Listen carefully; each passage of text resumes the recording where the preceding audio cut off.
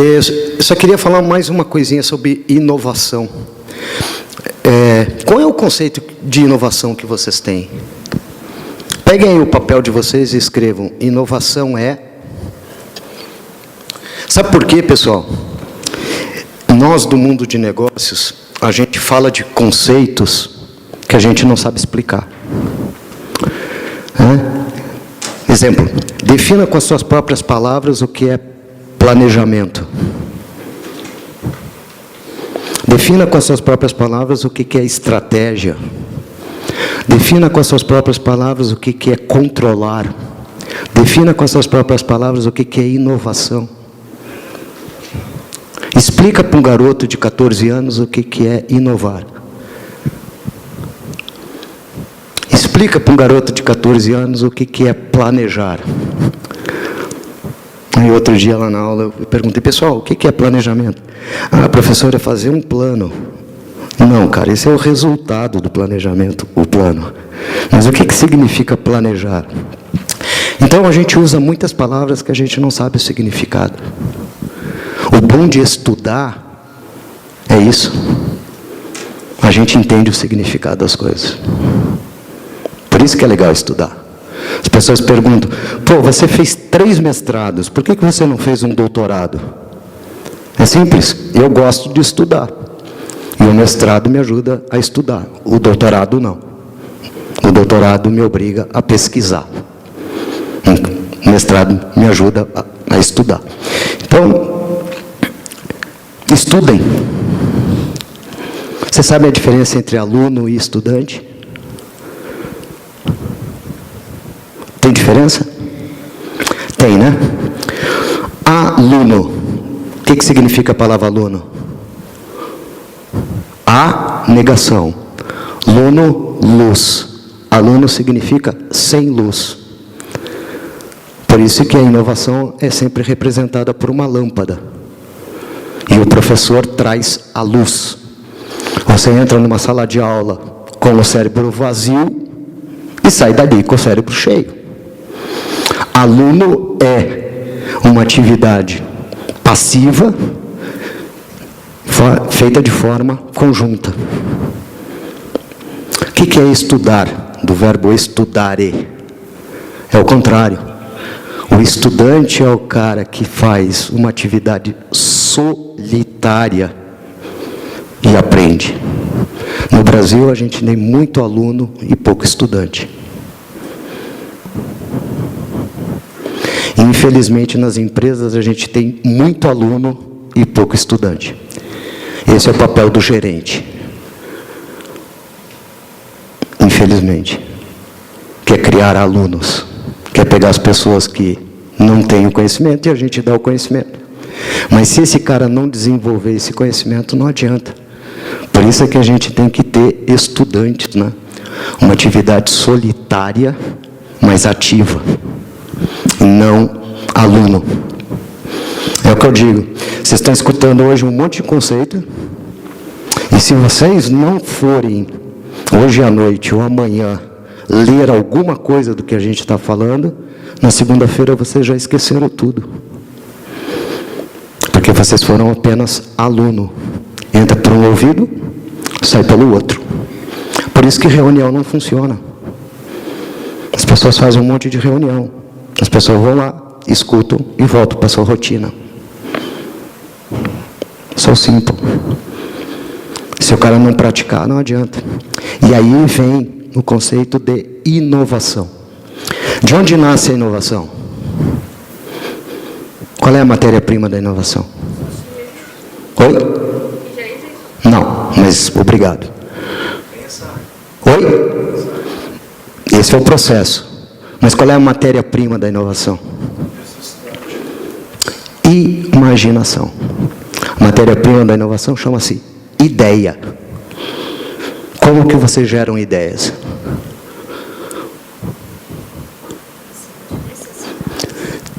Pergunta: quantos cursos de geração de ideias vocês fizeram na vida de vocês?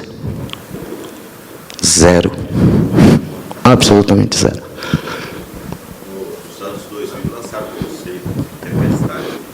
Brainstorm, que eu chamo toró de palpite, mas tudo bem. Entende? Vamos fazer um brainstorming, eu já sei, um toró de palpites. Legal. Todo mundo dá ideia, e aí você diz assim, vamos executar. Quando você diz vamos executar, você olha para a reunião, todo mundo foi embora. Então, a primeira questão, matéria-prima da inovação chama-se ideia. E o processo de ideia é criatividade. O que é criatividade? É simples, a atividade de criar.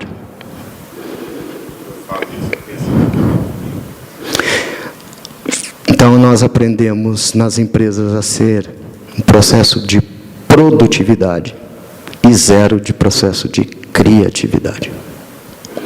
E o que faz a diferença hoje não é ser mais produtivo. O que faz a diferença hoje é ter uma ideia nova. E aí não adianta só os 3 pessoas que foram eleitos por Deus para ficar no último andar, na sala da presidência, ficar pensando por 70 pessoas lá embaixo, ou por 10 mil lá embaixo.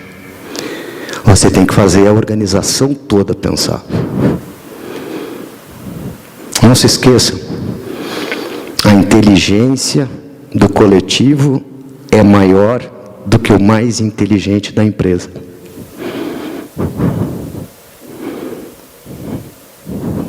Yes. Eu, individualmente, assim, entendo a inovação como uma conexão de coisas já existentes, por exemplo, um smartphone. A conexão do telefone com o computador. Certo. É uma inovação. Boa. É o que nós chamamos de inovação do tipo combinatório. Você tem vários tipos de inovação. O que você tem aí é uma inovação do tipo combinatório. Exemplo, combo de fast food. Uma inovação do tipo combinatório. Você pode vender a batata frita, você pode vender o sanduíche, você pode vender o refrigerante separados. Mas se você vender juntos, você tem um outro produto, um outro SKU.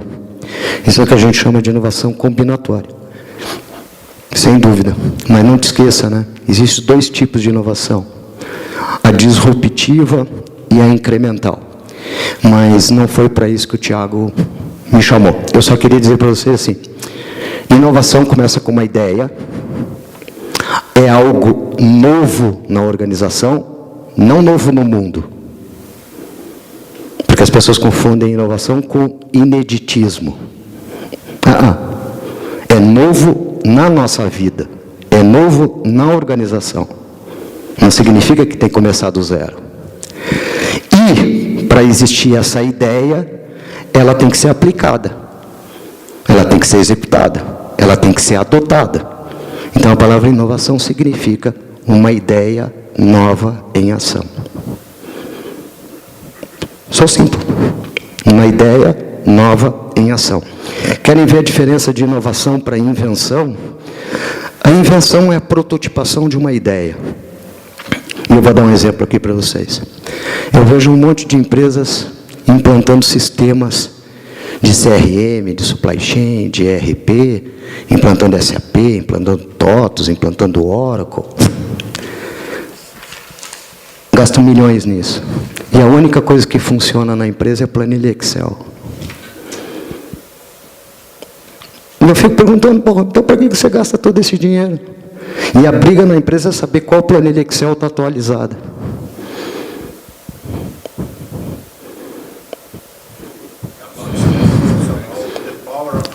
Exato, de Power of Excel. Eu digo para todo o pessoal de TI das empresas, você vai implantar um TOTOS? Você vai implantar um Oracle? Você vai implantar um CRM? Você vai implantar um Supply Chain? Vou. Então, a primeira coisa que você faz é proibir a utilização de Excel na empresa. Ah, mas vai quebrar todo mundo aqui? Bom, então, para que você está colocando sistema? Para ser redundante? Para depois ficar discutindo se o relatório do sistema é diferente do relatório que sai do SAP, ou da planilha Excel, e ficar todo mundo desconfiando dos dados? Para quê? Então, você tem uma invenção. Você tem um sistema que foi colocado novo na empresa, mas que ninguém usa. A diferença entre a invenção e a inovação é simples. Só existe inovação quando as pessoas adotam, quando as pessoas utilizam, quando as pessoas usam. Se as pessoas não adotarem e não usarem, não é uma inovação. Vocês vejam o que aconteceu com o Blu-ray. Quem é que tem Blu-ray? O idiota aqui.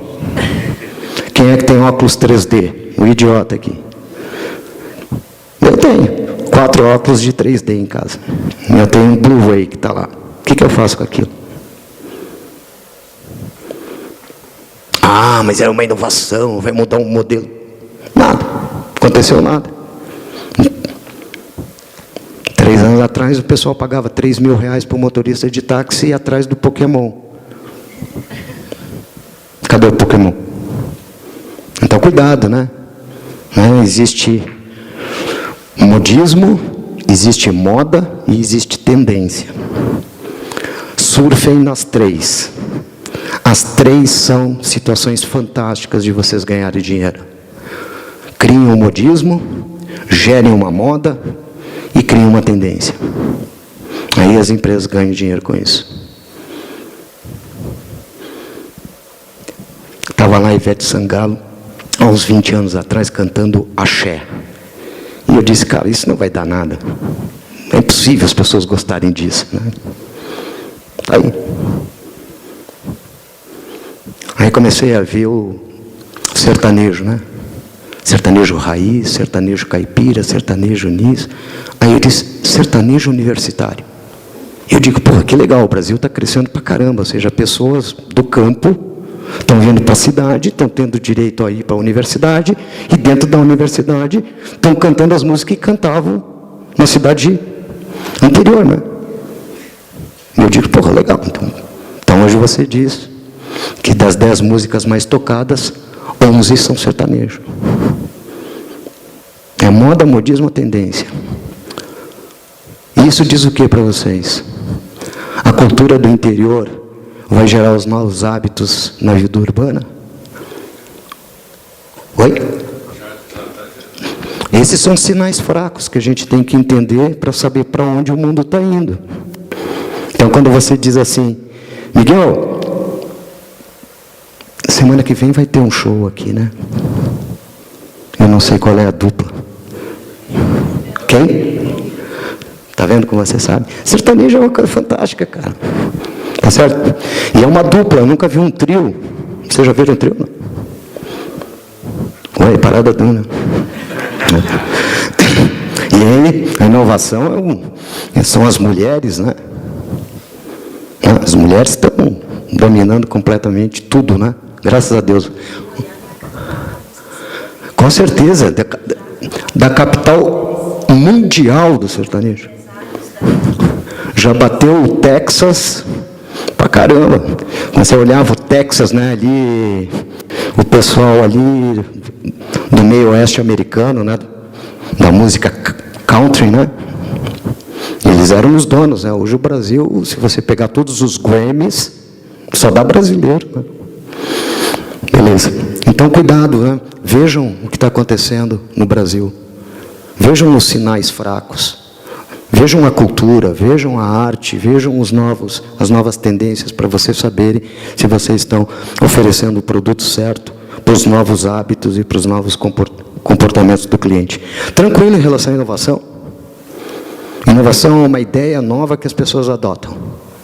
Então, cuidado, né? Se você quer ser uma empresa inovadora, você tem que ter certeza que os teus clientes vão adotar, ou os teus funcionários, os teus colaboradores vão adotar. Se não adotarem, é dinheiro jogado fora. E é o que eu mais vejo em projetos dentro das empresas. É dinheiro jogado fora. Você gasta milhões e milhões e milhões e as pessoas simplesmente não adotam. Não mudam o seu comportamento. Mas você tem que dar, né, incentivos para que as pessoas mudem. Perguntas, dúvidas? Qualquer uma.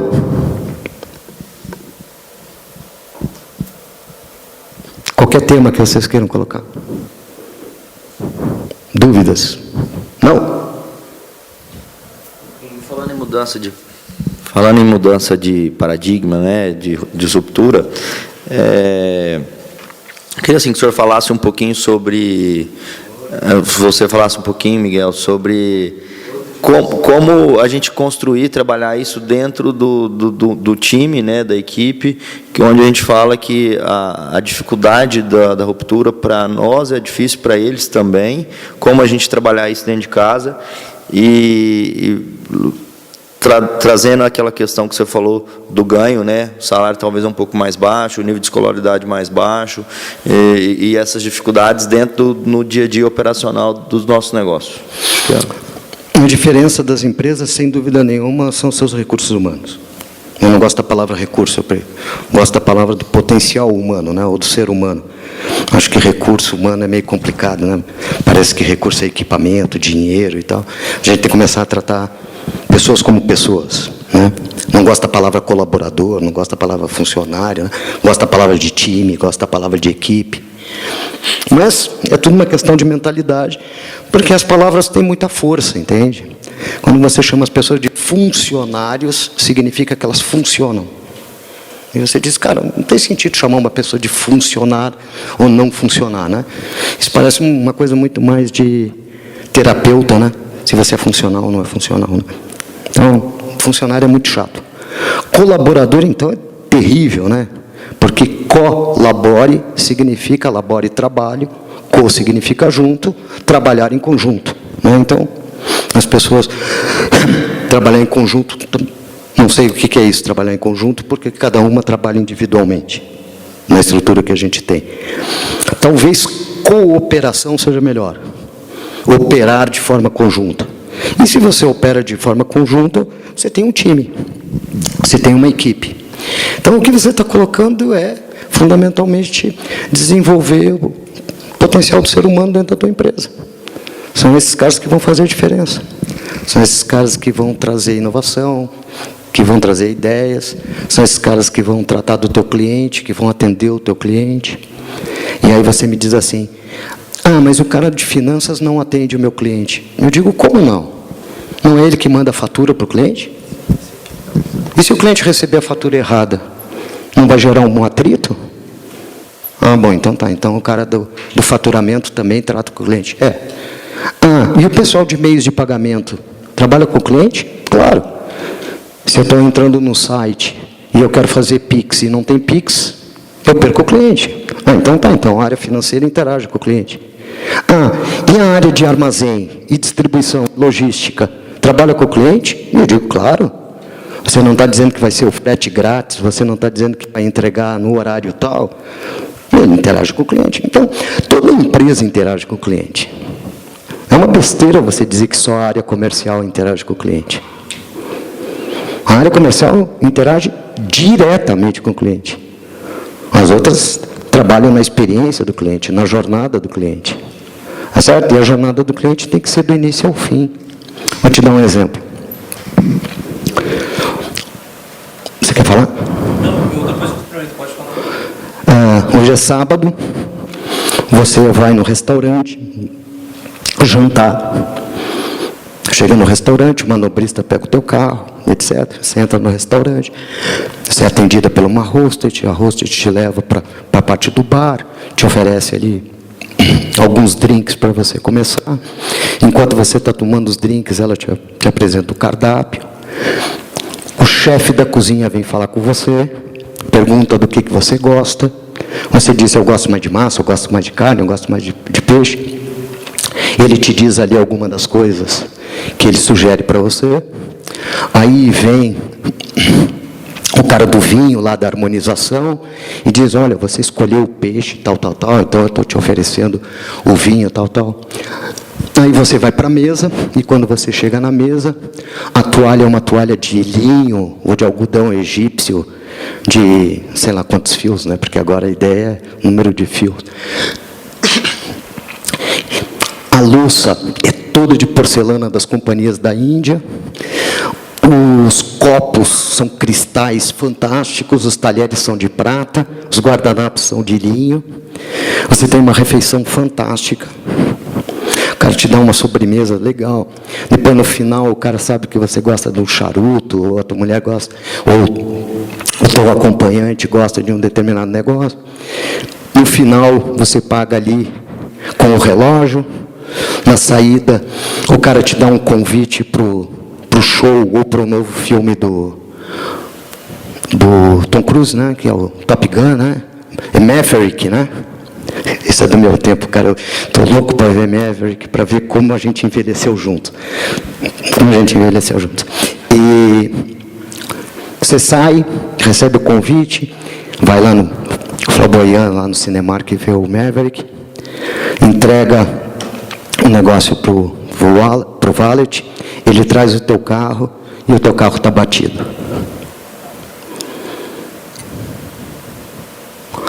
E aí você vê que o teu carro está batido, você volta no restaurante, conversa lá com a pessoa que te atendeu, e ele diz para você assim: é terceirizado, eu não posso fazer nada.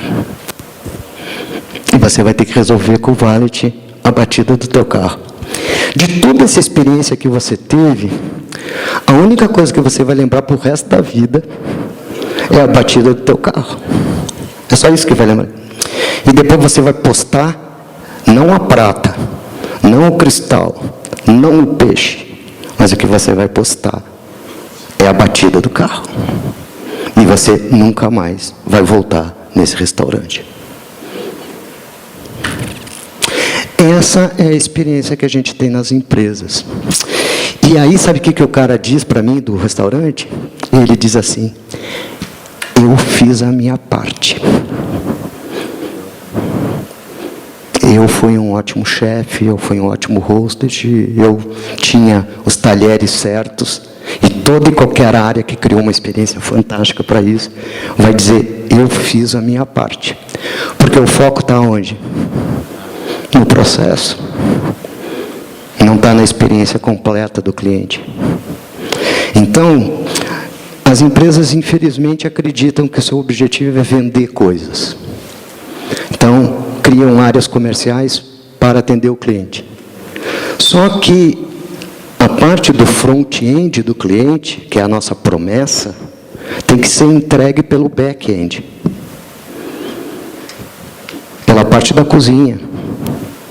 Então, o meu vendedor está fazendo uma promessa para o cliente. Mas, cara, ajoelhou, tem que rezar. Prometeu, tem que entregar. Então, nós de marketing, de vendas, a gente cria a nossa proposta de valor, o nosso propósito, o nosso posicionamento, a nossa promessa para o mercado. Mas se essa promessa não estiver integrada com quem realmente vai fazer cada ponto de contato com o cliente, você vai criar um atrito. E um atrito em qualquer ponto da jornada do cliente leva a uma experiência ruim. E levando a uma experiência ruim, o cliente não volta. E quer ver uma coisa mais cruel ainda do mundo que a gente está fazendo? Cliente satisfeito também troca. Esse é o pior. Nós passamos anos e anos e anos acreditando que a satisfação do cliente era o pico. Não. Hoje o mínimo para você poder jogar é ter o cliente satisfeito. A única forma do cliente se relacionar com você é, primeiro, ele estar satisfeito. Só depois você conseguir a lealdade dele. O pico hoje não é a satisfação. O pico hoje é transformar o nosso cliente no nosso vendedor. Essa é a grande sacada. Qual é o papel do marketing? Qual é o papel do negócio? Sou simples. Tornar o nosso cliente o nosso grande vendedor. Por quê? Porque ninguém mais está interessado em escutar se a gente é bom, se a gente não é bom. O cliente não quer saber se eu sou a melhor empresa, o maior escritório. O cliente quer saber o que eu ganho com isso. O cliente não está interessado que o comercial gaste 500 minutos falando que o produto dele tem isso, isso, isso, isso. Isso ele já viu na internet. Isso ele já sabe. Se ele está dando o tempo dele para você, é porque ele já sabe tudo. E mais, o cliente hoje, quando visita o fornecedor, ele sabe mais do produto do que a própria empresa. Porque é simples. O cliente tem uma necessidade. O vendedor tem que saber de 10, 20 produtos diferentes. Então, o cliente se aprofunda exatamente naquilo que quer, e nós treinamos os nossos vendedores medianamente em cada um dos produtos que a gente vende. E claro que quando você chega numa fast shop, ou quando você chega numa Casas Bahia, ou quando você chega, sei lá, em qualquer loja dessas, e vai comprar um televisor, você vai direto no televisor que você já viu, e aí você testa o vendedor e pergunta para ele: essa televisão é aquela que tem 4 entradas HDMI, não é isso? E o vendedor diz: eu não sei, mas deixa eu dar uma olhada aqui que eu vou fazer. Diz: não precisa não. Esse é o modelo aqui? É. Então tem 4 entradas HDMI, porque ele sabe mais do produto que ele. Hoje eu vou conversar com o advogado e eu digo: doutor, isso aqui não. Eu já vi a jurisprudência toda, eu já vi tudo. Vamos por esse caminho aqui. Hoje eu vou conversar com o médico e digo: cara, não me receita isso aqui não, doutor. É isso aqui que eu vou fazer. Porque a gente já tem toda a informação que a gente quer. O cliente não quer informação. O cliente quer benefício. O cliente quer saber o que ele ganha com isso. Né? Contratando o Dr. Jacó, ele ganha horas de sono. Ele ganha tranquilidade. Contratando a Vanessa, ele ganha dinheiro. Mas não ganha administração de imóvel. Você acha que ele está se importando se o pessoal da Stay está limpando o apartamento ou não está limpando o apartamento?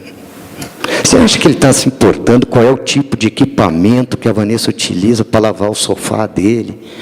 Nada disso. Ele quer saber o seguinte, né? Quanto dinheiro você colocou na minha conta no final do mês? Só isso que ele quer saber. Não é nada. Então o cliente compra benefício. O cara não compra geladeira. O cara não compra computador. O cara não compra televisor. O que o cliente compra quando ele adquire um cosmético? O que vocês acham que a empresa vende? Se você é uma empresa como Revlon, ou qualquer empresa aí, de cosméticos, o que você vende? Oi? Um pouquinho mais. O que você vende? Um pouco mais. Um pouco mais. Um pouco mais. O que você vende é esperança.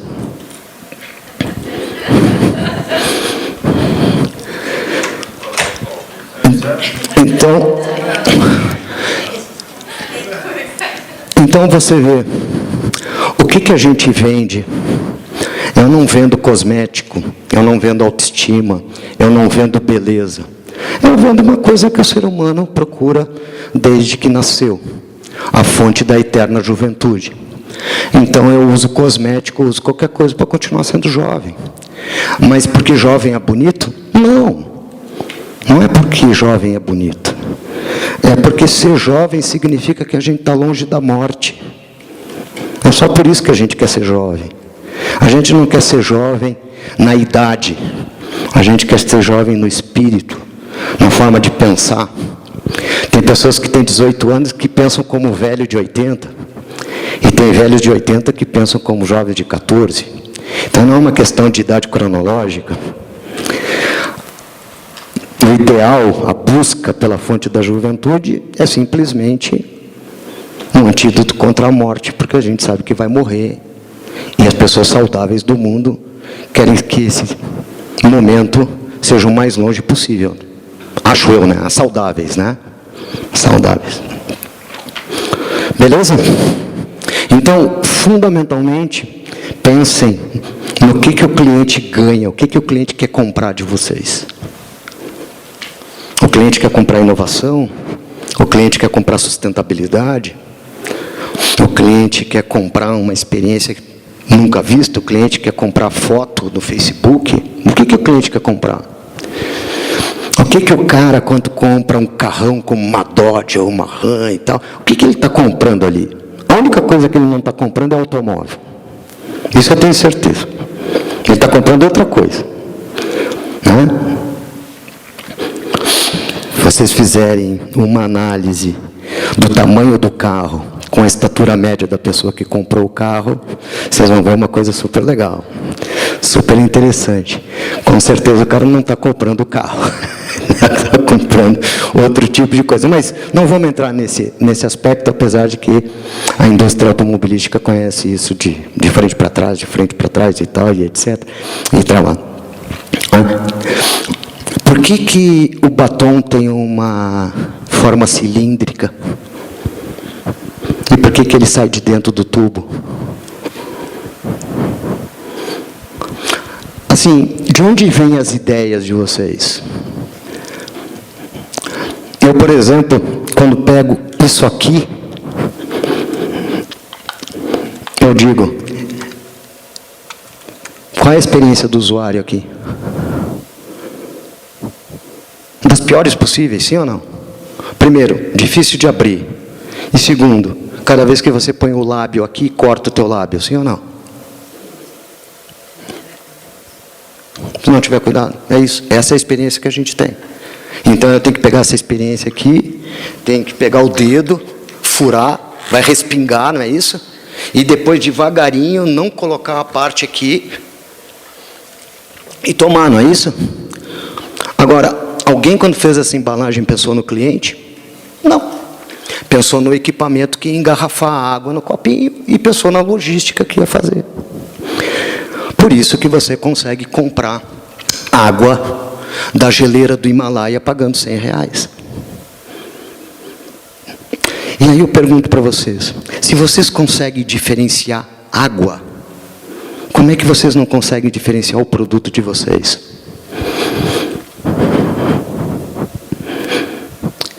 Se vocês conseguem, se a gente consegue diferenciar sal, cara, sal rosa do Himalaia, cara, custa R$20 um negocinho. E as pessoas dizem, está temperado com sal rosa. E eu digo, porra do cacete, cara. Cara, é fantástico isso, cara, é nossa, cara. E o cara consegue vender sal que custa 99 centavos, 1 quilo de sal cisne, e o cara consegue vender uma porra de um 10 milímetros de sal por R$50, cara.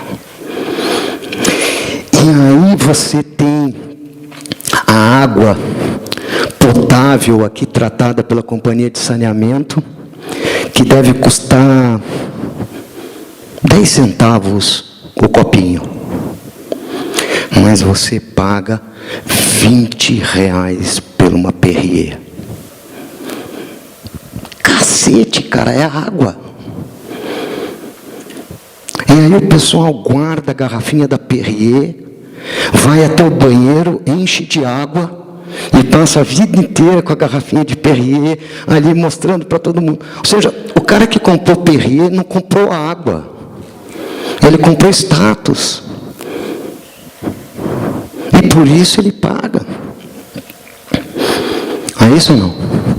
Você pega, por exemplo, aqui a minha camiseta polo, e eu vou pegar também a do Gesoli. Uma camiseta polo deve custar quanto? Normal? R$30? 40? Oi? Tá bom, R$50. Mas, veja, as nossas custaram 50. Agora, olha o meu amigo Tiago aqui, cara. E olha ali depois o doutor Jacó. Olha só a sacanagem disso. Os dois com camisa polo. Mas na camisa polo do doutor Jacó tem uma bandeirinha ali. Sabe quanto custou aquela camisa polo dele? 200. E eu não vou perguntar nem aqui a do Tiago da reserva, porque custou 200. Então você vê, eu e o Jason, a nossa experiência de colocar camisa polo é simplesmente de vestir, de colocar uma roupa. Dos dois ali, não. Eles vieram mostrar para nós que eles são caras de sucesso, entende? Eles vieram dizer assim, cara, eu tenho quanto... E todo cara que eu pergunto que faz isso, ele diz assim, não fui eu que comprei, Miguel, ganhei de presente. Todas as pessoas que eu pergunto, cara... E aí você vê... Deixa eu só terminar, eu já te passo a palavra. Qual é o conceito de valor? Qual é a diferença entre preço e valor? Pessoal, valor é a quantia monetária que o cliente está disposto a pagar além do preço referência. Vou repetir para vocês. Valor é a quantia monetária que o cliente está disposto a pagar a mais do que o preço referência. E aí eu pergunto para vocês. Uma camisa polo custa R$50. Com um crocodilo custa 250. 250 menos 50 são R$200. O crocodilo ou o jacaré vale R$200. Aí eu pergunto, qual é o crocodilo e o jacaré da empresa de vocês? O CEO da Ducati vai vir falar no dia, em agosto, só sobre o markup, só sobre o valor sobre o produto, sobre o mercado de luxo. Vou passar a palavra aqui do Thiago. Miguel, pegando tudo isso que você falou, eu vou te dar um exemplo bem explícito. Eu sou pequenininho, né? Então eu sempre tive muita dificuldade com camiseta. Então eu sempre olhava o custo-benefício, o preço e o que ele me entrega. E todas encolheram. Todas. Usava uma marca daqui de Goiânia, muito bonita a camiseta, cara, mas usava porque achava muito bonito. Nos últimos 2 anos, todas encolheram. Por coincidência, essa semana, eles entraram na rede social, né? Falaram, olha, muito bonita essa nova coleção, pena que encolhe. Aí testei outras, né? Por causa da necessidade. E tentei outra marca, essa usei mais 2 vezes, mas encolheu. Aí fui na reserva, né? E o vendedor já chegou de cá e falou, olha, sua camiseta encolhe. A primeira pergunta que eu pergunto, não encolhe, certeza? Então, beleza. Eu comprei, não encolheu. Aí comprei outra, não encolheu. Então eu fiz... A promessa foi entregue. Exato, e foi o efeito reverso, né? Não foi pelo status, e foi pelo que eles entregavam. Perfeito. Entendeu? Perfeito. Então, realmente, cumpriu uma necessidade. Cumpriu uma necessidade que... Eu tenho que juntar dinheiro 6 meses para comprar uma camiseta. Estou ouvindo isso no mercado de luxo, Thiago. Eu estou num processo um pouquinho diferente de você. Toda a minha roupa encolhe. Porque eu estou engordando, entende? É muito simples. Tudo aqui encolhe. Impressionante como toda camisa que eu ponho, ela encolheu. E eu sempre penso que é a camisa, né? É bom a gente colocar a culpa na camisa, né? Encolhe porque é a camisa. Não, beleza. Faz sentido isso para vocês? Procurar o jacaré da empresa de vocês? Procurar o Apple, a maçã da empresa de vocês? Pessoal, para vender valor, vocês têm que vender diferença. E está cada vez mais difícil a gente ser diferente. Porque está muito fácil de copiar, né? O pessoal fala de mercado de luxo como se fosse um mercado diferente do mercado barato, do mercado... Não. O mercado de luxo tem os mesmos problemas que tem qualquer outro mercado. As pessoas dizem assim, não, mas o mercado de luxo é para cliente AAA. Tá bom, é para cliente AAA. Mas quando você chega no mercado de luxo, você tem Ferrari, Lamborghini, Porsche, Jaguar e McLaren. Quantas marcas de hotel de luxo você conhece? Quantas marcas de vestido de luxo você conhece? Quantas marcas de calçado de luxo você conhece? Então as pessoas pensam que só ser de luxo vende. Não. O mercado de luxo disputa da mesma forma a preferência do cliente como qualquer outro mercado. Não importa. Não importa aqui, pessoal, se é mercado de luxo, se é mercado popular, se é mercado de massa. Não importa. O problema do empreendedor é sempre o mesmo em qualquer mercado que ele tiver. Como gerar receita. É o mesmo. Seja no mercado de luxo, seja no mercado de massa, seja no mercado popular. É sempre o mesmo. Tem um cliente que paga aquilo que você precisa para rentabilizar o teu negócio. E aí a gente cai numa grande armadilha, infelizmente. Bom, pelo menos eu consegui passar um. Que avanço. Oi?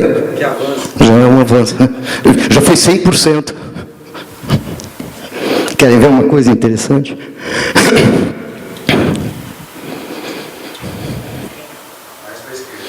Mais para?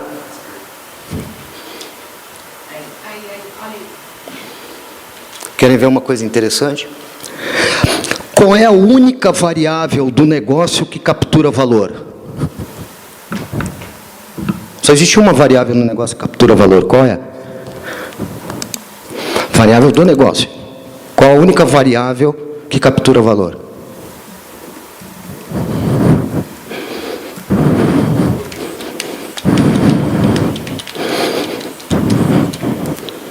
Só preço captura valor.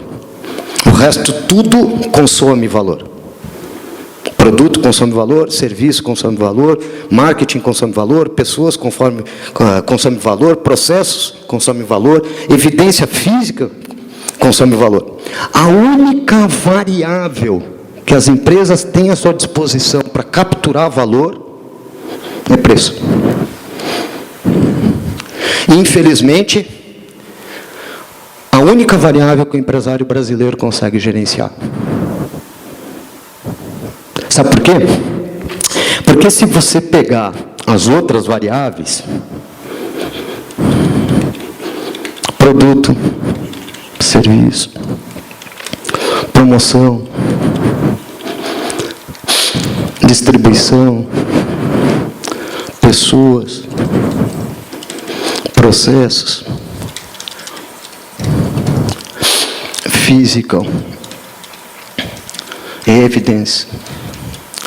Se você pegar todas as 7 P's, que são as únicas variáveis que a empresa controla, a empresa controla o seu produto, a empresa controla a sua promoção, a empresa controla as pessoas, a empresa controla os processos, a empresa controla as evidências físicas, a empresa controla os seus processos, a empresa controla os seus canais de distribuição. E a empresa controla o seu preço, ou deveria controlar o seu preço. Todas essas são geradoras de saída de caixa.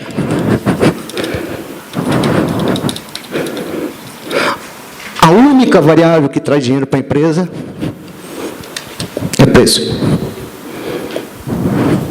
Única. Quantos cursos vocês já fizeram de gestão de preço?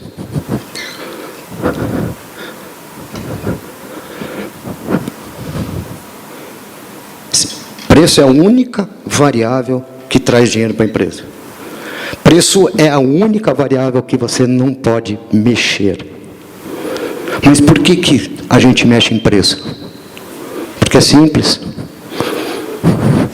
Não. Mexer em preço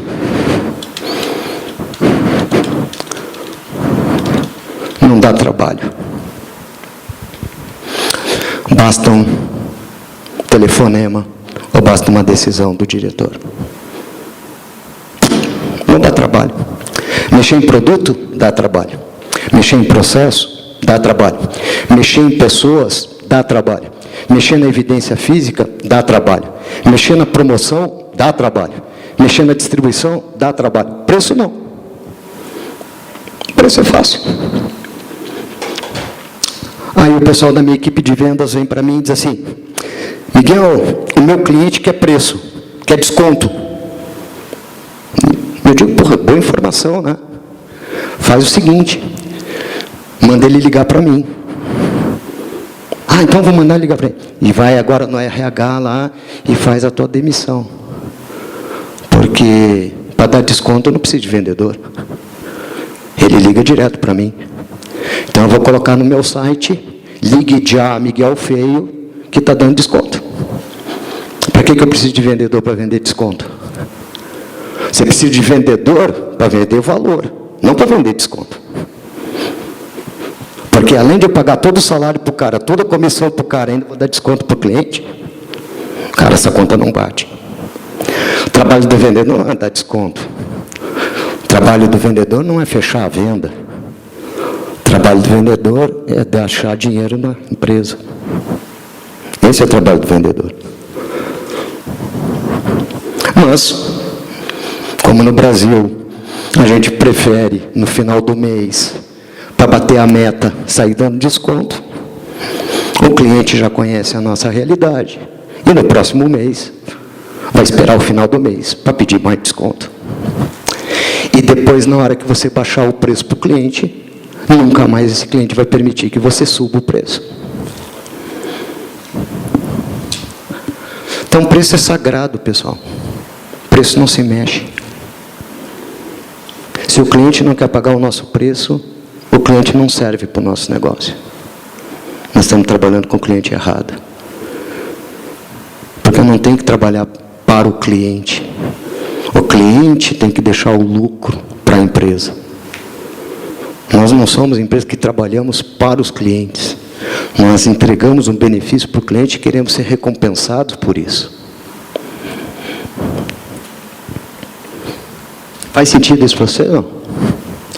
E querem ver a maior armadilha do mundo?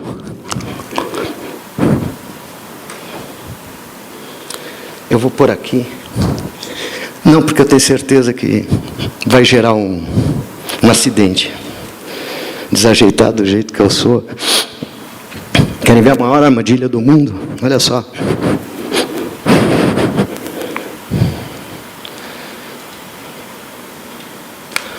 Como é que se calcula preço e venda?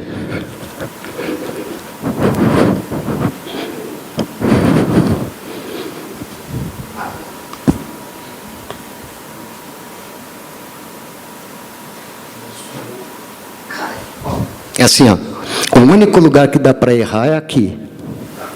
Não dá para errar na frente do cliente, nem na frente do chefe, nem na frente do lugar. É o que eu digo para todos os alunos. Aqui a gente pode errar. Aqui não tem que ter vergonha de perguntar nem nada. Ninguém aqui está fazendo teste nenhum aqui de dinâmica de contratação. Como é que se calcula preço de venda? Mão de obra. Sim, mas aí você está discriminando componentes de... Boa. Cuidado com a palavra custo. O que mais?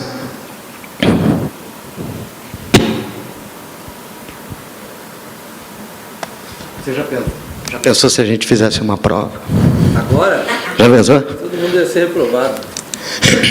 Olha lá. Toda saída de caixa é considerado um gasto. Existem 3 tipos de gasto.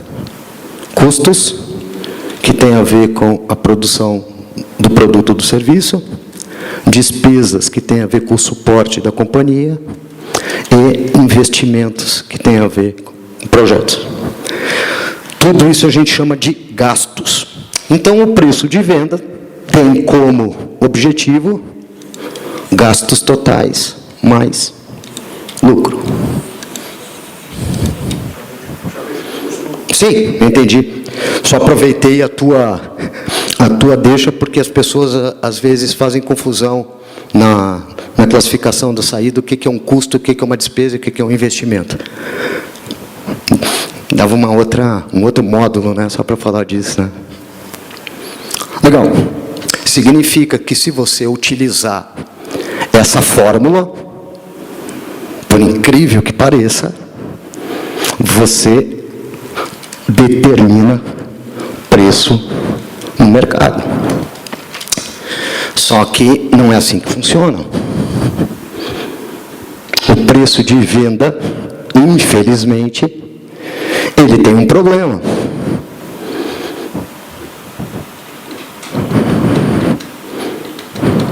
Ele é determinado pelo cliente. Ele é determinado pelo concorrente. E ele é determinado pelos teus custos. O famoso 3Cs. E aí eu pergunto para vocês. Quais são os únicos 2 tipos de empresa que conseguem determinar preço de venda no mercado? Só tem 2 tipos de empresa que conseguem realmente determinar o preço de venda. Só tem 2 tipos de empresa.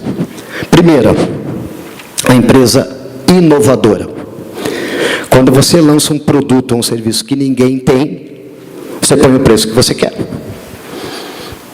Então, Steve Jobs colocou o preço que quis, do iPod, do iPhone, qualquer coisa. A Pfizer colocou o preço que quis no Viagra.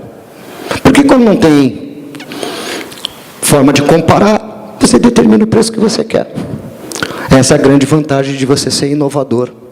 O inovador, ele consegue determinar o preço que ele quer no mercado e depois todos os concorrentes que entrarem vão seguir esse cara. E o segundo tipo de empresa que consegue determinar preço de venda no mercado é o líder de mercado. E para ser líder de mercado, você tem que ser diferente dos outros. E para ser líder de mercado, você não pode ser seguidor nem imitador. Para ser líder de mercado, você não pode seguir o efeito manada. Para ser líder de mercado, você tem que fazer o que os outros não estão fazendo. É que consegue agregar valor, gerar uma percepção diferente, e etc. Bom, se vocês acreditam nisso, é fácil de perceber que a fórmula leva vocês para o cemitério. E é simples. Se eu, como empresa, não consigo determinar preço de venda, o preço de venda é determinado pelo cliente, pelo concorrente ou pelos custos, é fácil. Lucro é igual preço de venda menos gasto total. E se lucro é igual a preço de venda menos gasto total, é simples. A única forma de você aumentar o teu lucro é reduzir os gastos. E essa é a maior armadilha que a gente tem. Porque as pessoas da empresa querem gastar cada vez mais. E só pedem dinheiro para gastar mais, e gastar mais, e gastar mais, e gastar mais. E eu pergunto para os caras, você quer gastar quanto? 100 mil? Cara, não tem problema nenhum você gastar 100 mil. Só me diz quais os clientes que vão pagar os 100 mil. Então só tem um critério para gastar dinheiro na empresa. É descobrir qual cliente que vai pagar esse dinheiro que está sendo gasto. Porque a única fonte de entrada de dinheiro na empresa é o cliente, não tem outra. Quer gastar 200 mil? Gasta. Só me diz quais são os clientes que vão entregar esses 200 mil de volta. Porque só tem uma fonte de entrada. Saída tem várias. E, infelizmente, os nossos colaboradores ou funcionários, eles acham que o dinheiro é infinito. Porque é fácil gastar o dinheiro dos outros, né? Por isso que a gente fala que hoje o funcionário tem que ter esse sentimento de dono, para saber que cada vez que ele está gastando do dinheiro dele. Agora, o funcionário vai para a empresa e gasta o dinheiro do patrão. Qual é o problema? Não tem risco nenhum, né? Por isso que a gente quer não funcionários, não colaboradores, mas a gente quer uma equipe trabalhando junto, que todo mundo saiba que o dinheiro não é infinito, que o dinheiro é dele também. Porque quanto mais dinheiro a empresa ganhar, mais eu consigo dar formação para os funcionários, investir na formação, mais benefício eu consigo fazer, mais eu consigo aumentar o salário dele. É só simples. As empresas distribuem aquilo que podem. Fala, diga. Uhum. E uma coisa, eu acho que uma dificuldade que a gente tem, às vezes na minha área, né? É que é difícil para a gente romper um pouco a questão cultural da região. Então, aqui a gente tem uma questão do desconto, né? E aí você vê que em outras regiões, São Paulo, vamos comparar com São Paulo, não tem essa do colega dar um desconto na consulta. O valor dele é esse, ponto. Não tem desconto porque é colega, não tem desconto porque é parente do amigo. E aqui a gente tem uma dificuldade assim de romper isso. Eu acho que é um erro nosso como profissional. a gente ficar arraigado a essa cultura, né, de ficar cedendo a esse costume local né, de dar o desconto. Então é difícil a gente romper isso, mas eu acho que quem consegue passar dessa fase aí e inovar nisso, eu acho que sai na frente. A gente tem um problema grande aqui, que é a questão de convênios na minha área, né? Muita gente conveniado, e aí muitos colegas têm a dificuldade de sair do convênio para poder só ficar no particular, porque tem aquele medo de que vai perder volume, e isso é difícil. Eu passei por essa fase aí de deixar o convênio, foi muito difícil, e muitos colegas ainda questionam como que eu tive a coragem de sair e ir para o particular. Então, eu acho que quando a gente consegue romper isso aí, a gente consegue, vai crescendo, vai melhorando. Doutor, a questão é interessante. É um dilema do empreendedor. Você tem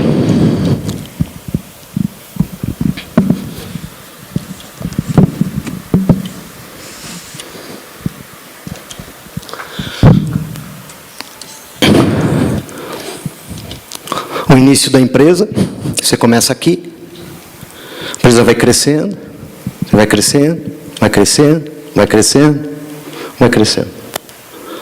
Nesse momento aqui, 0, você tem uma coisa chamada estratégia. Nesse momento aqui, você tem uma coisa chamada estrutura. A pergunta é: a estrutura define a estratégia ou a estratégia define a estrutura? Então você veja, eu estou aqui nas instalações do escritório de advogados. Tem 6 andares, isso aqui é uma puta uma estrutura. Só para abrir aqui, eu não sei qual é o custo fixo aqui, só para abrir. Mas deve ser alto. Se o escritório utilizar a estrutura define a estratégia, significa que para pagar essa estrutura, eu vou precisar de volume. E aí, sabe o que eu faço? Eu saio gastando um monte de dinheiro para trazer novos clientes. O que acontece com as clínicas é que a estrutura define a estratégia. E esse é o maior erro que você pode fazer. Quando a estrutura começa a precisar de mais e mais e mais, está na hora de você rever a estratégia. E repensar a estrutura. Só que o empresário não quer ver isso. Ele quer ver o seguinte: eu tenho um custo fixo aqui de tanto, e eu tenho que trazer tantos clientes para pagar essa estrutura. E aí eu fico procurando cliente. E os médicos ficam procurando convênio. Porque esse é um dilema.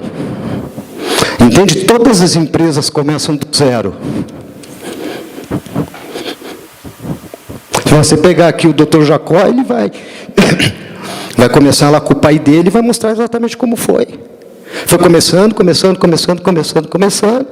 O negócio foi dando certo, foi aumentando, e hoje ele tem uma estrutura que tem esse prédio aqui cheio com 70, eu não sei se são 70, se são 80.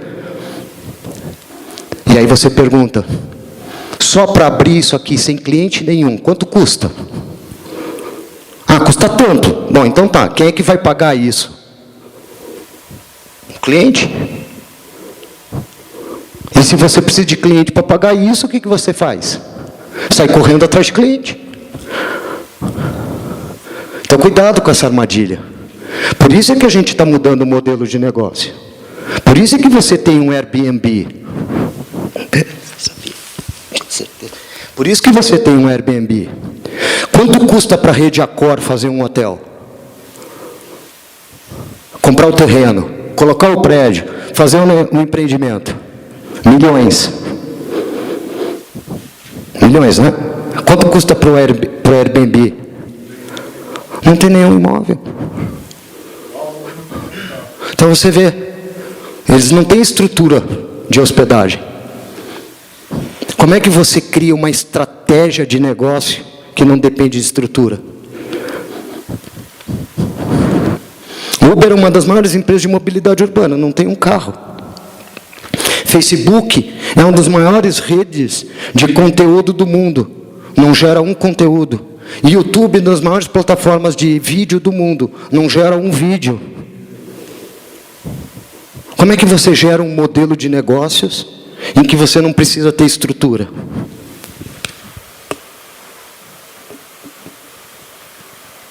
Como é que você acaba com a concessionária, que é um custo fixo brutal? Como é que você cria mini concessionárias? Ah, mas eu preciso de uma concessionária porque eu preciso de oficina mecânica junto e eu preciso de um espaço que eu tenho que colocar 25 veículos. Não faz mais sentido no mundo da internet, da realidade aumentada. Você não precisa ter todos os carros lá. Basta ter um totem. Basta ter um totem e ter 10 carros para test drive em qualquer transportador, em qualquer garagem. Não precisa mais de espaço físico para fazer isso. Por isso que as concessionárias estão indo para shopping. Porque não precisa colocar um carro dentro da loja. Precisa entregar a experiência para o cliente que está interessado no automóvel. Então, essa é uma armadilha, doutor. Eu vou lhe dar um exemplo, que eu trabalhei com uma empresa de uma clínica, com seus colegas, na área de oncologia. Basicamente, mama, câncer de mama. Existem 3 possibilidades de modelo de negócio para qualquer um. Primeiro, você pode ter um modelo baseado em volume. Legal, então eu vou ter uma linha de produção, vou escalar, vou diminuir o meu custo unitário, e cada vez que eu entregar mais um cliente dentro, significa margem de contribuição positiva. Então eu tenho todo o meu negócio baseado em linha de produção, para atender o máximo de clientes possível, com o menor custo possível. Exemplo, plano de saúde AP Vida, que está aí com a verticalização total. Volume, volume, volume, volume, volume, né? Processo verticalizado, controle dos gastos, controle dos equipamentos, plano, margem de contribuição pequena, 80 milhões de vidas, ou 60 milhões de vidas, ou 40 milhões de vidas, gera o resultado para eles. Então você precisa ter uma linha de produção, precisa ter volume, precisa ter investimento para fazer isso. A outra possibilidade que você tem é você se diferenciar por tecnologia. Então não tem dúvida nenhuma que o modelo do Albert Einstein, o modelo do Cílio de Ibanez, estão baseados fundamentalmente em tecnologia. Não são fábricas, não são volume, mas tem um diferencial pelo corpo técnico, pelo conhecimento e pela tecnologia. E você pergunta, eu tenho dinheiro para comprar Doppler de 4ª geração? Eu tenho dinheiro para comprar tomógrafos ou com isótopos de determinada quantidade? O que leva para o terceiro modelo, que é um modelo baseado no relacionamento humano, no toque humano, na personalização. Então você tem 3 possibilidades de colocar um negócio, né? Eu vejo os escritórios de advocacia indo para a questão tecnológica. Acho um grande erro, né? Porque a tecnologia deveria ser utilizada para a diminuição dos gastos, para a digitalização dos processos, e não para um conceito de fazer com que o cliente, né, dê valor para a questão da tecnologia. Esse é um grande erro que eu vejo nos escritórios de advogados. O outro que eu vejo é a questão de procurar volume, de tentar atender o máximo de clientes possíveis. Porque isso vai gerar um atendimento médio, e você vai ter 50 pessoas que estão satisfeitas com 50% que estão insatisfeitas, e a satisfação vai ser igual a 0, porque a média vai dar 0. Então eu vejo fundamentalmente nós, profissionais liberais, que não temos equipamento, que não temos fábrica, que não temos máquina, Trabalhar com o relacionamento humano, com a personalização. E aí menos é mais. Se o doutor personalizar o seu atendimento de uma forma X, pode trazer só o cara do convênio AAA, só da Lynx ou de qualquer outra que tiver. Então, você vê uma coisa interessante. Eu estava dando essa consultoria para a empresa lá em Campinas, para as duas doutoras, duas irmãs médicas na parte de mamografia, e eu perguntei para ela, como é que você faz o agendamento dos teus clientes? Eu disse, simples, Miguel, as pessoas telefonam para cá, perguntam a data, eu vou preencher os horários. E eu digo, bom, mas você não tem produtos diferentes aqui dentro? Financeiros, né? Eu digo, tenho. Então, qual é o produto financeiro que te dá mais dinheiro aqui? Convênio XPTO. Eu digo, quantos pacientes do convênio XPTO você perdeu por não ter agenda? Não sei, Miguel. Ou seja, ela não tinha nenhuma estrutura de agendamento de prime time, por exemplo. Eu perguntava para ela assim, quais são os teus prime times? E ela dizia assim, como assim? Bom, esquece a palavra em inglês. Quais são os teus horários de pico? Ah, Miguel, é simples. Das 7 às 9 da manhã, depois do meio-dia às 2, e depois das 5 às 7. Aí eu fiquei pensando, bom, são pessoas que trabalham, então tem que aproveitar essas janelas para fazer isso. E aí eu perguntei, e para quem que você oferece esses prime times? Diferente. Aí a gente mudou completamente a questão do agendamento.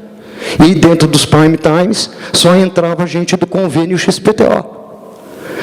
Para os horários não prime, a gente entrava com a janela dos convênios que davam menor margem. É difícil? Não, é parar para pensar. Infelizmente, nós profissionais liberais, a gente não foi educado para ter negócio. A gente foi educado para ser funcionário. E ser empreendedor, cara, é muito difícil. Muito difícil ser empreendedor. Além da coragem, de acordar todo dia, se chicotear, se bater.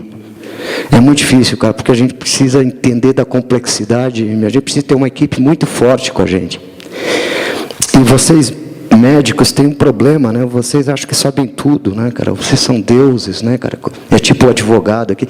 Cara, se tem duas raças terríveis, são essas, né, cara?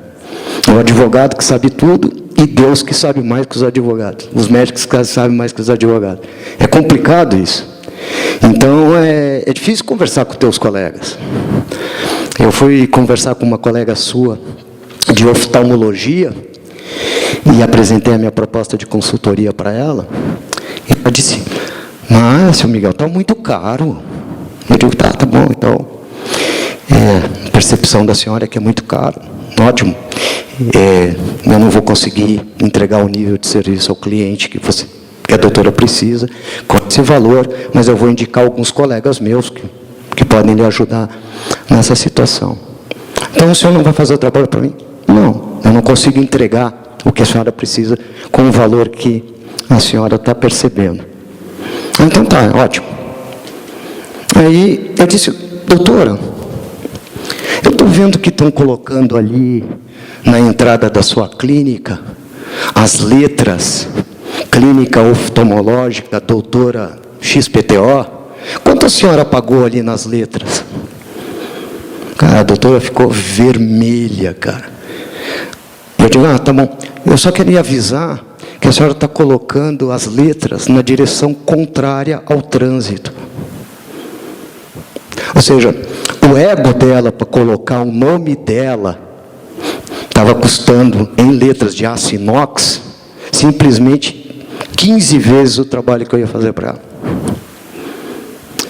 Entende? É difícil trabalhar com vocês, é difícil trabalhar com advogado. Entende? É bastante difícil, né? E é interessante isso, né? Porque são profissões ainda que têm que ir mais para o empresarial, né? E o mundo particular, ele é fundamentalmente mercado de luxo. consulta particular, né? A consulta particular é, sem dúvida, hoje, um nicho muito mercado, é muito nichado, né? É quase AAA, né? É difícil, né? Hoje, ter acesso a um médico que está cobrando uma consulta de R$500, né? 500, 600, 700 reais. A minha irmã teve um problema botulínico lá em Porto Alegre, foi numa dermato lá das celebridades da Globo, e deu R$1.200 a hora, a consulta.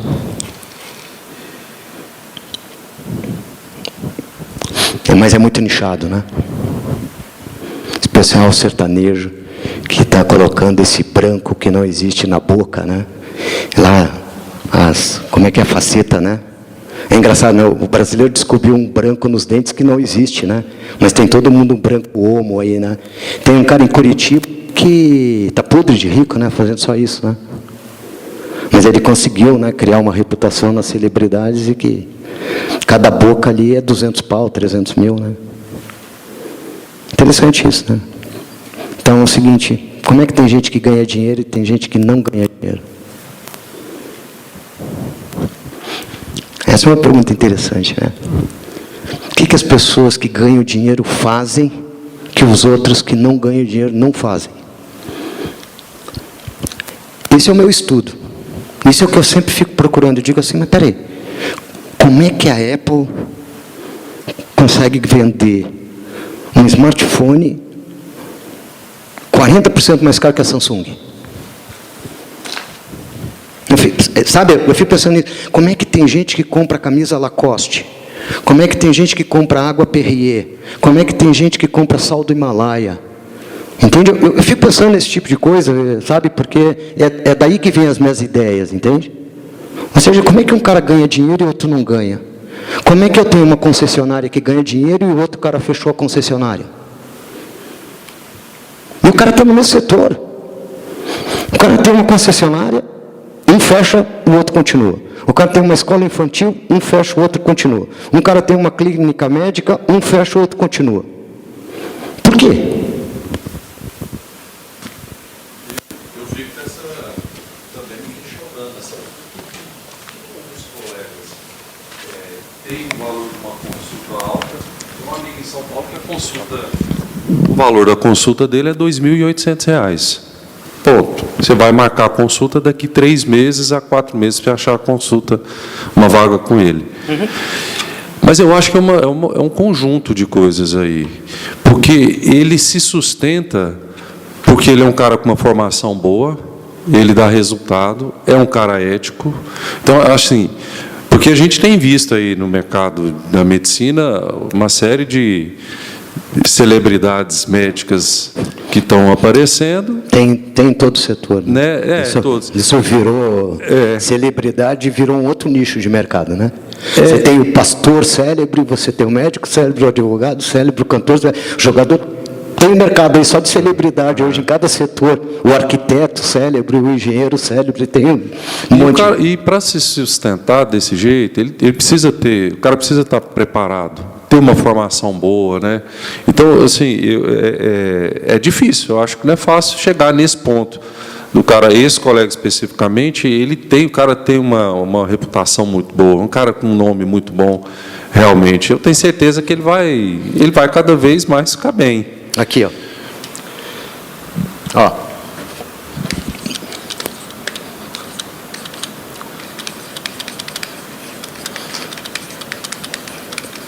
Relacionamento gera reputação, reputação gera resultado. Uhum. Por que a gente tem que se relacionar com o cliente? Por que a gente tem que entender o cliente? Para construir confiança.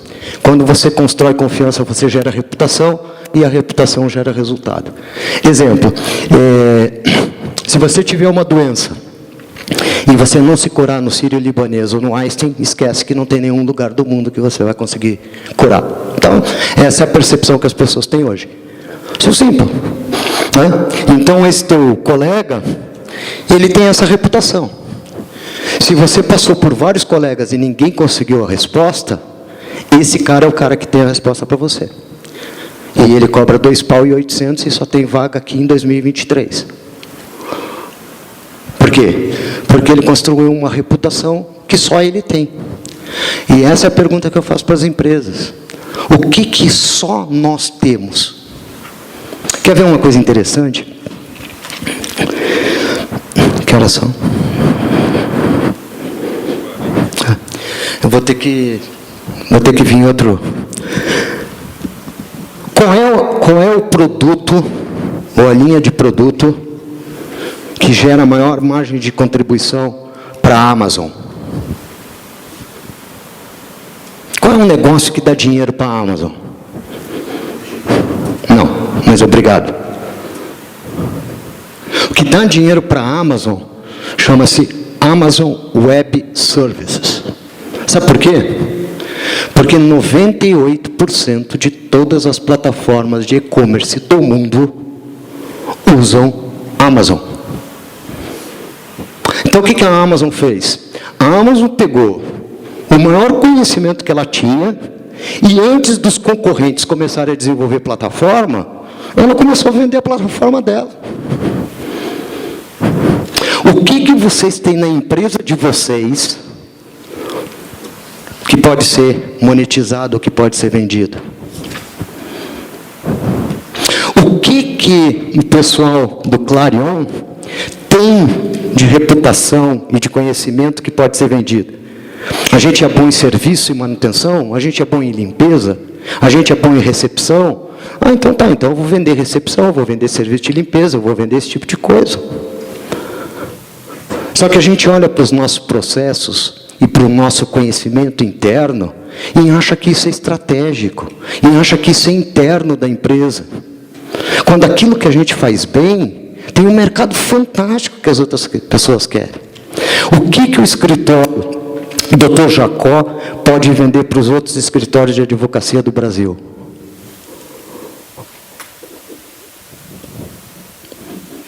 O que vocês são bons? Que sistema você tem? Que processo você tem que todo escritório de advocacia gostaria de ter? O que o Clarion Hotel pode vender para todos os hotéis no Brasil? Porque só vocês têm. O que o doutor tem que pode ser oferecido para todos os seus outros colegas? Ou seja, eu também consigo monetizar e gerar serviço no conhecimento, no processo que eu tenho dentro da empresa. Só que eu não olho para isso como vendável, como monetizável. Eu olho para isso como estratégico ou como gasto. Ou como necessário ter para poder fazer o rollout da minha operação. Teu nome, em primeiro lugar, peço desculpa por não ter me apresentado. Lauren. Ralph Lauren, está ali, ó. Eu queria só complementar a questão que você tinha falado da consulta, que hoje também é muito do mostrar. Eu vi um filme, não é nem um documentário da Netflix, alguns tempos atrás, sobre a invenção da energia e da luz, que tem muito... mostrou a importância de você ter a fama, além de ser bom. Que quem inventou... Thomas Edison e Tesla, né? Quem inventou, no final das contas, o tipo de energia que a gente usa da corrente alternada foi o Tesla. Mas quem ganhou a fama, quem teve tudo, foi o Thomas Edison. Isso. Porque desde sempre ele trabalhou tanto a criação, quanto a fama, quanto conversar, se mostrar. E hoje tem muito isso, tem muito profissional que cobra muito caro uma consulta e quando você vai, muitas vezes você se decepciona, porque é ruim. Mas... a expectativa, só que ele cria a fama dele faz ele apresentar, ele acaba recebendo, tendo mais notoriedade que pessoas que são melhores que ele, porque ele aparenta ser melhor que o outro. Boa. Você prefere um cliente frustrado ou um cliente irado? Sempre tá junto. Melhor ele estar frustrado do que estar irado. Porque irado significa que você prometeu algo e não entregou. Frustrado é algo que ele esperava ter e não teve. E não conseguiu. Então, cuidado. Né? A frustração é a diferença entre a realidade e a expectativa. Vai entender que é uma frustração. Vai entender que é um problema dele. Agora, se ele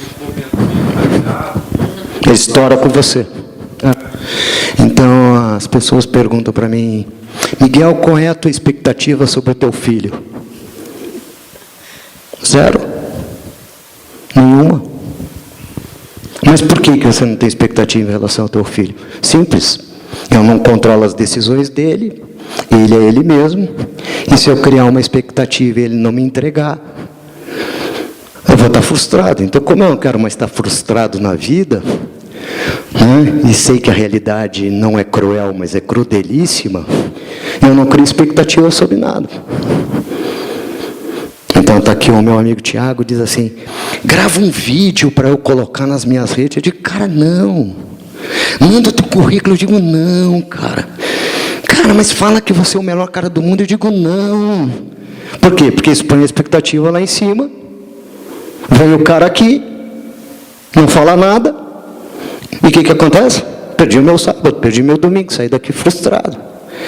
Então, isso aqui que eu vejo nas empresas, a área comercial colocando a expectativa lá em cima e a empresa não sendo capaz de entregar. E o que leva? Uma frustração do cliente. Quando não leva a ira. Tá certo? Então, assim, prometeu, tem que entregar. Ajoelhou, tem que rezar. Hoje em dia, esse tipo de coisa. Isso é uma outra coisa que a gente poderia levar horas e horas e horas e horas e horas aqui. Por exemplo, eu quando vou dar uma palestra hoje, a primeira coisa que está no meu slide é um disclaimer. Eu peço desculpa para todo mundo, porque eu digo assim, ó, eu sou da geração de 60, masculino tóxico, machista, xenófobo, racista e tal, e etc. Fui educado desse jeito. Estou tentando fazer uma desintoxicação de todos esses valores. Então, se eu fizer algum comentário aqui que ofenda qualquer um, gostaria que vocês falassem comigo para que eu continue melhorando a minha maneira de trabalhar. Sabe por quê? Porque se eu fizer um comentário aqui que ofenda qualquer um de vocês, vocês me cancelam na rede. Eu hoje, quando vou dar aula, eu não posso mais fazer piada. E hoje, quando vou dar numa aula, eu não posso mais chegar atrás de uma menina e fazer o que ela está vendo. Porque ela pode ir na diretoria e dizer que foi assédio moral, assédio sexual. E ela acaba com a minha carreira de 20 anos. É isso que a gente está passando hoje. Entende? Então, quem tem a coragem de dar a cara e falar hoje, tem que ter muita responsabilidade. E, infelizmente, tem um monte de gente que não tem responsabilidade nenhuma, conhecimento nenhum, falando sobre um monte de coisa que não conhece e que só gera bobagem. Tá duro viver num mundo tão chato quanto a gente está, do politicamente correto, do mimimi e tal, de pessoas que não estão preparadas para a crítica, não têm consciente emocional para poder viver o mundo que a gente vive. É fácil colocar a culpa nos outros. É difícil assim, assumir responsabilidade. Então a gente vive essa vida hoje, que se você não gostar do que eu estou falando aqui, você posta no LinkedIn, você posta dizendo que eu fui um canalha, que eu fui isso, que eu fui racista, que eu fui xenófobo. E é isso que vai acontecer. E de repente acabou a minha carreira, por causa de uma brincadeira, por causa de um comentário. É isso que a gente está correndo hoje, esse é o risco que a gente corre. Tem como sair disso? Tem. Vai para o Tibete. Vira budista. Foge do mundo. Sai do negócio. Quer estar no mundo de negócio? Tem que ter muita coragem. O Johnny Depp foi um exemplo disso, que a carreira acabou por causa... Mas esses caras depois dão uma volta por cima, né? E tal. Mas, por exemplo, aquele galã da Rede Globo, eu não me lembro o nome dele, de novela. José Maia. Não voltou, né? Não voltou. E é muito engraçado, né? Porque a gente é educado com conceitos religiosos de amor, de dar face, de perdoar, de as pessoas terem segunda chance, né? O mundo de hoje não dá segunda chance. Não dá. O José Maia pode ter pedido desculpa, ninguém aceitou. Tudo bem, você pediu desculpa, mas não volta mais a trabalhar. O Robinho foi acusado de estupro, nunca mais conseguiu um clube para trabalhar. E isso te leva a juízo de valor e a gente a pensar na sociedade que a gente está vivendo, se isso é certo, se é errado, e tal, não importa, mas é o mundo que a gente está vivendo. E nós, como empresário, a gente tem uma promessa todo dia para o nosso cliente. O doutor sabe lá. Cada mês mais fala assim, erro médico. Cada vez mais a gente vê coisas de gente que morreu fazendo, sei lá, vários procedimentos. Há 20 anos atrás nem se pensava num negócio desse. Hoje um médico, se fizer um erro, ele acaba a carreira dele. Simplesmente acaba a carreira dele. Mas esse é o risco de estar vivo num mundo tão chato quanto a gente está vivendo. E, ao mesmo tempo, tão maravilhoso como a gente está vivendo. Porque a gente está vivendo um mundo dicotômico, né? A gente está vivendo coisas que a gente nunca viu na vida. Não é isso? Coisas fantásticas que estão acontecendo. O ser humano está vivendo até os 100 anos de idade. E a gente ainda vê uma guerra na Ucrânia e na Rússia, dos pessoal se matando há 95 dias. E o mundo inteiro sentado assistindo. E eu, cada vez que vejo aquilo lá, eu digo assim, cara, não é possível. Que faz 95 dias que o pessoal está se matando. E o mundo inteiro assistindo os dois se matar. É absurdo isso, né? Mas, doutor, é assim, defina a estratégia do seu negócio. E esqueça a estrutura. A estrutura sempre vai ser algo de curto prazo. A gente tem que pagar a estrutura? Tem. Mas no momento que a estrutura obriga a cada vez mais pagar mais, a gente tem que parar, repensar a estrutura e repensar a estratégia. Miguel, pegando isso que você falou dos 3 modelos de negócio, volume, tecnologia e personalização. Mas, trazendo para a realidade, para você ter volume, hoje você precisa ter tecnologia para atender a demanda. Para você ter personalização, você precisa ter tecnologia. Qual que é o modelo hoje de negócio rentável e realmente lucrativo? A personalização, só o mercado de luxo? Assim, quando eu quis dizer os 3 modelos de negócio, é o que te diferencia, né? Não os recursos que você necessita. Ou seja, o teu posicionamento de negócio é baseado em tecnologia. O teu posicionamento. O teu posicionamento é baseado em personalização. O teu posicionamento é baseado em preço baixo e entrega rápida, que leva para volume. Tá certo? Para eu ter um negócio de preço baixo e entrega rápida, para eu ter um negócio de posicionamento de tecnologia, para eu ter um negócio de personalização, eu preciso de processos. No mundo de hoje, processo é basicamente digital, processo é basicamente tecnologia. Então, a gente não pode confundir posicionamento voltado para tecnologia com tecnologia como meio ou como equipamento para colocar o nosso propósito. Eu te digo que tem dinheiro, sucesso nos 3 modelos. Nenhum modelo é errado, nenhum modelo é certo. Os 3 modelos dão dinheiro. E os 3 modelos dão dinheiro em qualquer tipo de mercado. Você também tem no mercado de luxo os 3. Você também tem no mercado de luxo preço baixo e entrega rápida. Um exemplo é a H&M. Então, onde você tem marcas de luxo procurando ir para a base da pirâmide, o que a gente chama de luxury, né? Ou luxury, que é o luxo no mercado de baixo da pirâmide. Então, você vai ter vestido Dior numa loja de departamento. Mas não vai ser o vestido Dior que a menina vai levar no Festival de Cannes. Na verdade, o luxo ele vai ser mais vinculado à marca, não só ao valor, né? Quando se trata desse modelo de negócio, uma marca de luxo descendo Você sabe que em loja de departamento, por exemplo. A interpretação do luxo ela vai ser mudada. Você sabe que a maior dificuldade que eu tenho é entender ou definir um conceito para luxo. Porque eu acho que luxo é um conceito subjetivo e não objetivo. O que é luxo para você não é para mim. Então eu acho que luxo é uma questão muito difícil. As pessoas me perguntam para mim, Miguel, o que é luxo? Para mim luxo é muito simples. eu poder usar o meu tempo do jeito que eu quero. Então, para mim, luxo não é roupa, luxo para mim não é carro, luxo para mim não é viagem, luxo para mim não tem nada a ver com algo material, por exemplo. Luxo para mim, na minha vida hoje, é poder usar o tempo do jeito que eu quero. Então, isso para mim é um luxo.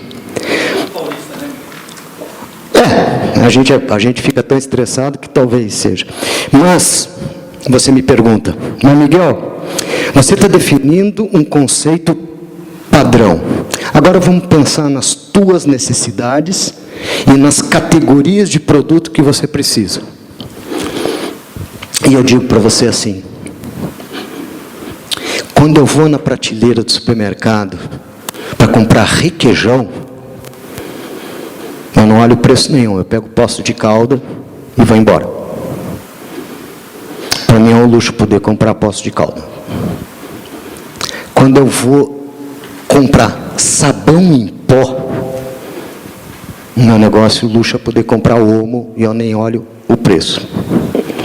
Agora, quando eu entro na parte de iogurte e de outras coisas, eu compro o mais barato. O luxo para mim é o mais barato. Então, a gente tem que perceber que não existe um conceito único para luxo. Né? Cada percepção de valor de acordo com os teus interesses. Existe uma coisa, você vai ter que me chamar para eu terminar a palestra, porque já está quase na hora, eu passei um slide. Desculpem, pessoal.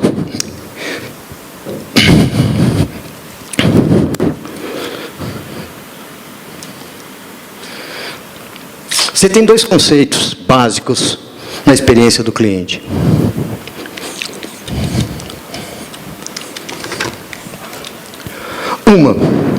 O que é necessidade e o que é desejo.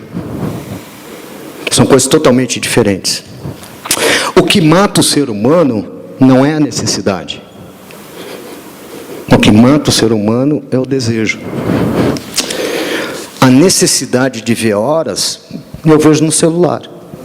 Eu nem uso mais relógio hoje. Tanto é que relógio deixou de ser marcador de tempo para ser acessório de moda. Então as pessoas não vendem relógio, as pessoas vendem acessório de moda. A necessidade de ver a hora não tem problema nenhum, eu vejo no celular. O que me mata é querer ver as horas no Rolex.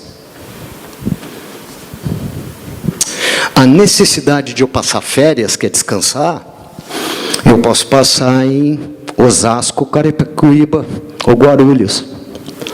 O que me mata, cara, é querer passar isso nas Maldivas. Eu ir do ponto A para o ponto B, eu posso ir de Uber. O que me mata é querer fazer isso de Ferrari. Eu, para morar, um quarto para mim, 40 metros quadrados, resolve em qualquer bairro que tenha metrô. O que me mata é querer fazer isso na Vila Nova Conceição ou nos Jardins, numa cobertura de 400 metros. Então, o luxo, ele não tem a ver com a necessidade. O luxo tem a ver com o desejo. E esse é um conceito que vocês têm que entender do cliente de vocês. O que é necessidade e o que é desejo. Se a minha necessidade é vestir o corpo, uma camisa polo de R$40 resolve.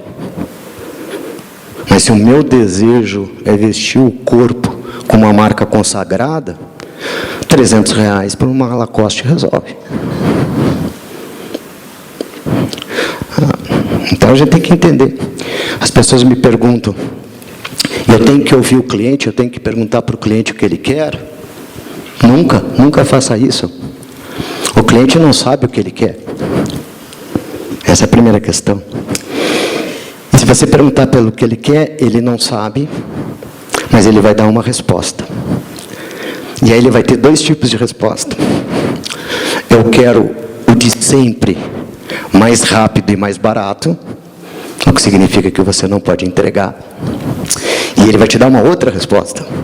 Eu quero isso, isso e isso, que você não tem capacidade de entregar. Então, nunca perguntem para o cliente o que ele quer, porque querer está simplesmente associado a desejo. Querer está associado a futuro. Querer está associado à imaginação. Sempre perguntem para o cliente o que ele precisa. Nunca o que ele quer. Porque precisa significa urgência e significa agora. Querer significa desejo e futuro. Então os caras dizem assim, você acha que eu tenho que perguntar para o cliente o que ele quer? Não, não faz isso.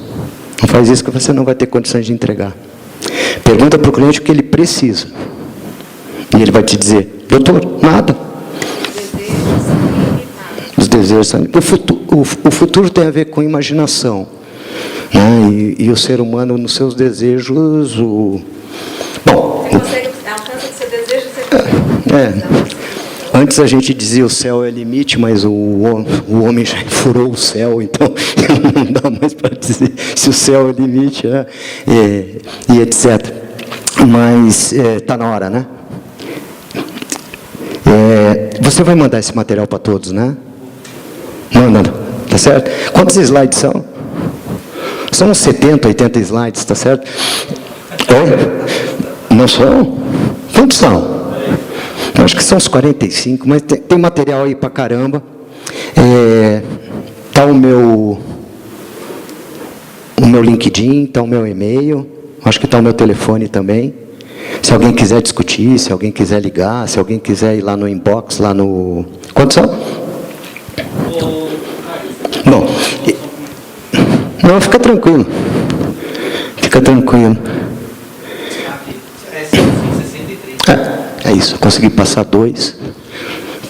Tá bom, mas espero que tenha sido bom. São 12h59. 13 horas. Perguntas, dúvidas?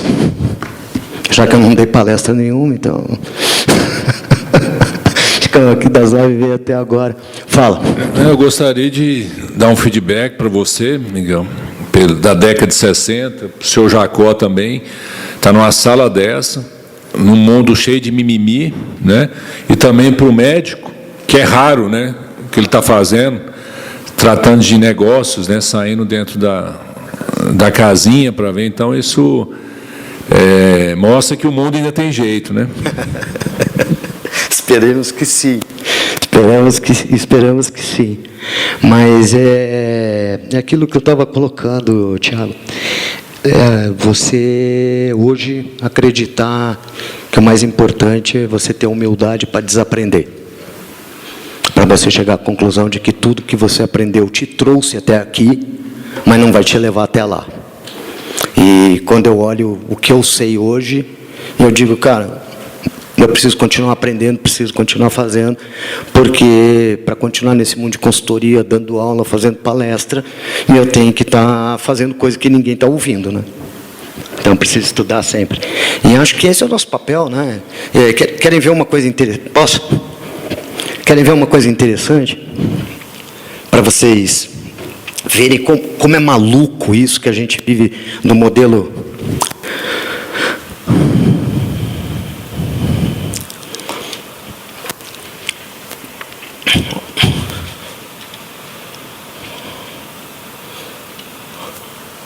Vejam só que coisa maluca.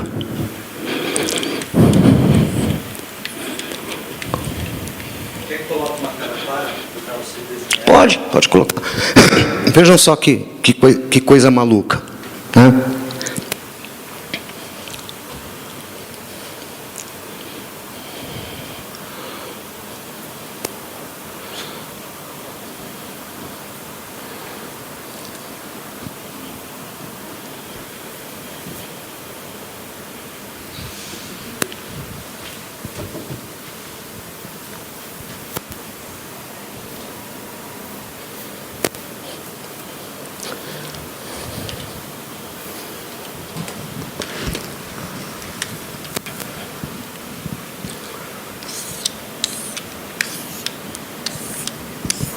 Olha só,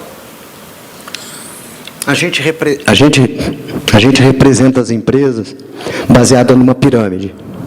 Isso significa o quê? Que por mais que aconteçam mudanças, As empresas são tão sólidas que elas não quebram. Aí você pergunta, mas peraí, como é que a Kodak quebrou?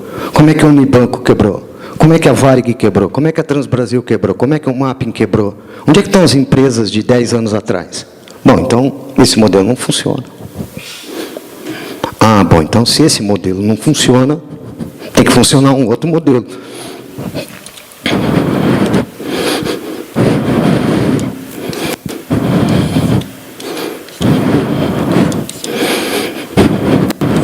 Bom, então agora a pirâmide é assim. Fica o diretor da empresa, o presidente da empresa, rodando 10 pratinhos para ver se a empresa está quebrando, se a empresa não está quebrando, se a empresa está dando lucro, se não está dando lucro. Aí você me pergunta, bom, e quem é que sustenta então essa pirâmide? Quem sustenta a pirâmide são os clientes.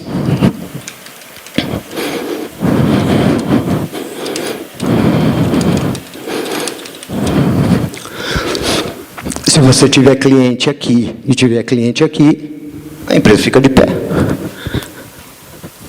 Se você começar a perder cliente aqui, a empresa faz isso. Se você começar a perder cliente aqui, a empresa faz isso. E por que a gente tem dois lados? Porque é muito simples. Uma empresa precisa de novos clientes e uma empresa precisa de reter os clientes. Então, você precisa de dois processos na área comercial. Um processo comercial de atração e um processo comercial de retenção. E quem é que paga o dinheiro? Não são esses. Quem paga são esses. Consequentemente, relacionamento com o cliente é fundamental para você reter os seus clientes. Porque o cliente novo é investimento. O cliente novo é custo. O cliente atual não. É 6 vezes mais barato vender para o cliente atual do que conseguir um cliente novo. Mas sabe o que faz a área comercial? Novo. O que a gente faz na retenção? Nada. Você dá desconto para quem? Para o novo. Não para o atual.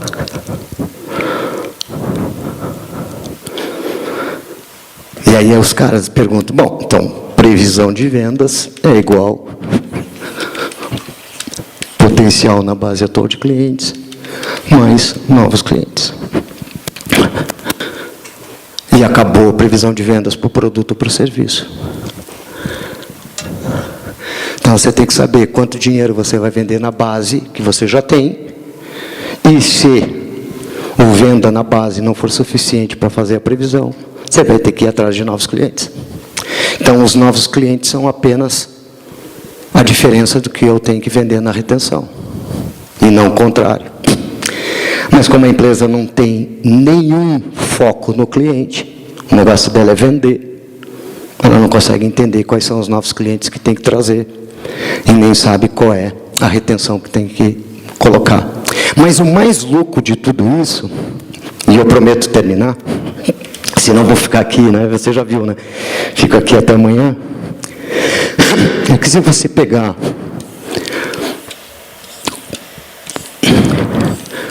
o antigo modelo, você diz assim, bom, aqui está a parte estratégica, aqui está a parte tática, aqui está a parte operacional.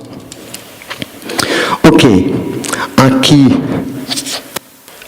fundamentalmente estão os diretores, aqui estão os gerentes, e aqui está o resto do mundo, rest of the world.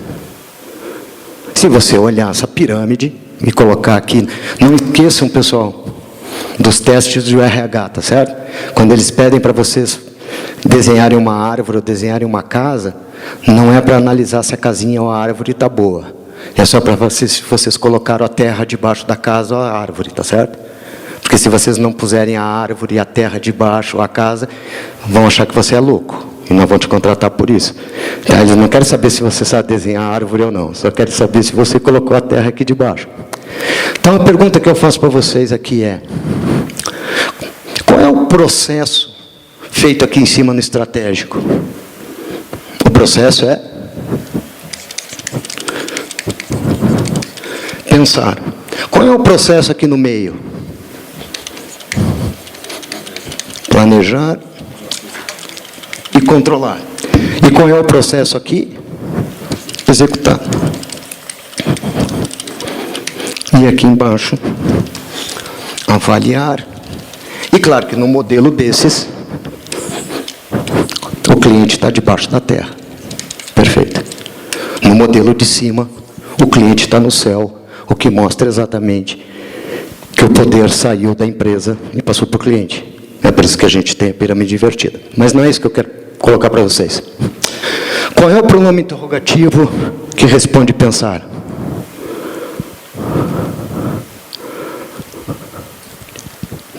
Sim, sim, diga. Qual é o pronome interrogativo que responde processo de pensar? Não, mas obrigado.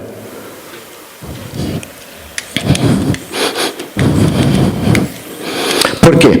Qual o pronome interrogativo que responde planejar e controlar? Não.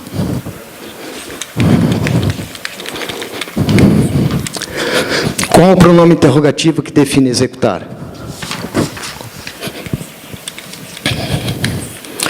Pergunta para vocês: qual desses processos é mais bem avaliado e bem mais remunerado na empresa? Boa. E por que vocês estão sempre me perguntando como?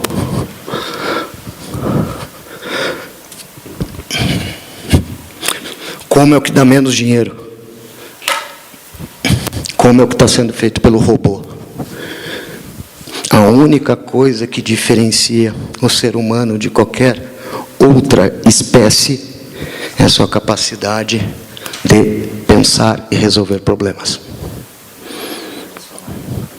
Agora a pergunta é: por que a gente não tem espaço para pensar nas companhias?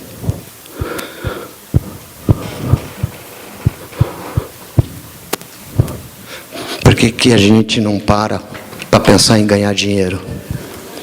A gente só trabalha no operacional 110% do dia. Por que a gente só executa?